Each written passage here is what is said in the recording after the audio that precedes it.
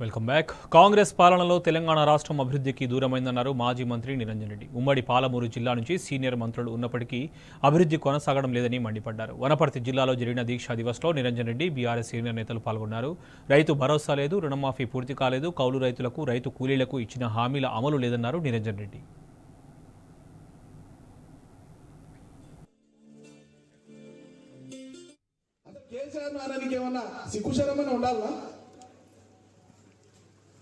అవతల రాజీనామా చేసి ఈ పార్టీకి వచ్చి ఇక్కడ గెలిచి ఇక్కడ మంత్రి మళ్ళీ మంత్రి దిగిపోయినాక 4 ఏళ్లు ప్రభుత్వ వసతులన్నీ వాడుకొని 4-5 నెలలు ఎన్నికలు ఉన్నాయన్నప్పుడు చౌరస్తాలు నిలబడి ఆ పార్టీకి వాళ్ళనా ఈ పార్టీకి వాళ్ళనా చూసి కాంగ్రెస్ లో జంప్ చేసి ఇప్పుడు పుట్టుకమే కాంగ్రెస్ కండువా కాంగ్రెస్ రక్తంతో పుట్టినట్టు మాట్లాడుతారు.